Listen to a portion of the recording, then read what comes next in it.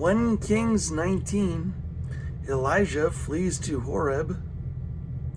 Now Ahab told Jezebel about everything Elijah had done, and how he had killed all the prophets with the sword.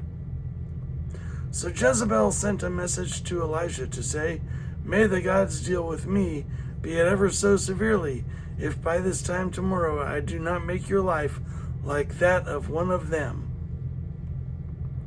Elijah was afraid. Elijah was afraid and ran for his life. When he came to Beersheba in Judah, he left his servant there, while he himself went a day's journey into the wilderness. He came to a broom bush, sat down under it, and prayed that he might die. "I have had enough, Lord," he said. "Take my life. I am no better than my ancestors." Then he lay down under the bush and fell asleep. All at once an angel touched him and said, "Get up and eat." He looked around, and there by his head was some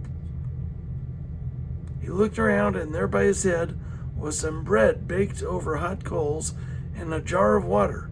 He ate and drank, and then lay down again. The angel of the Lord came back a second time and touched him and said, "Get up and eat, for the journey is too much for you."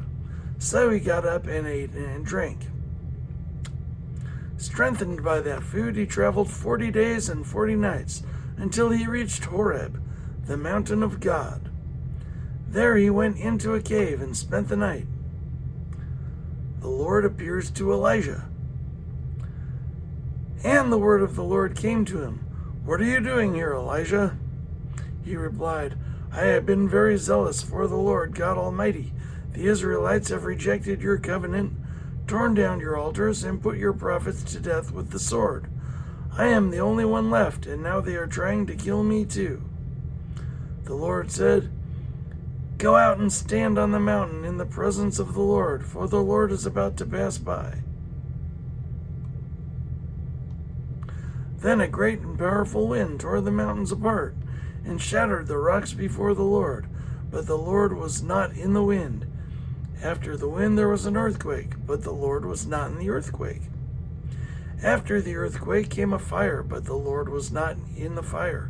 And after the fire came a gentle whisper. When Elijah heard it, he pulled his cloak over his face and went out and stood at the mouth of the cave. Then a voice said to him, "What are you doing here, Elijah?" He replied, "I have been very zealous for the Lord God Almighty.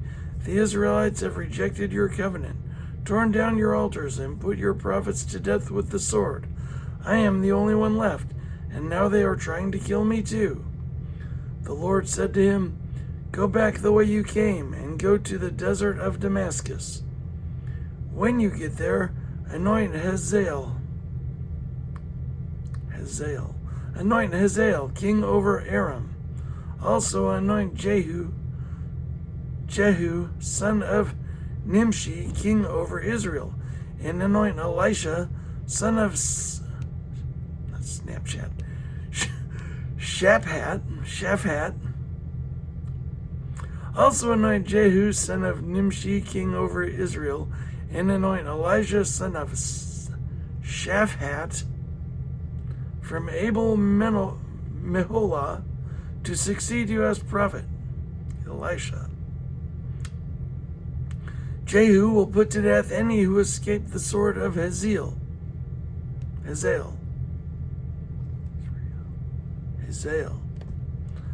Elisha will put to death any who escape the sword of Jehu. Yet I reserve 7,000 in Israel, all whose knees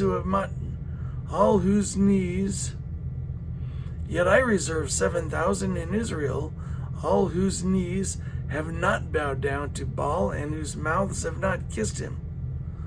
The call of Elisha,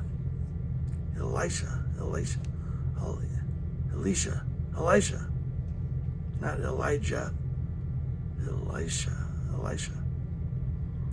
So Elijah went from there and found Elisha, son of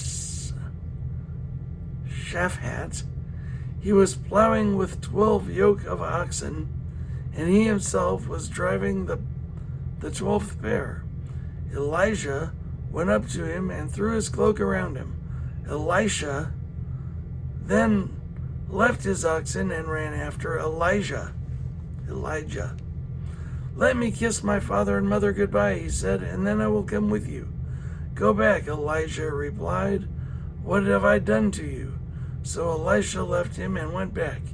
He took his yoke of oxen and slaughtered them.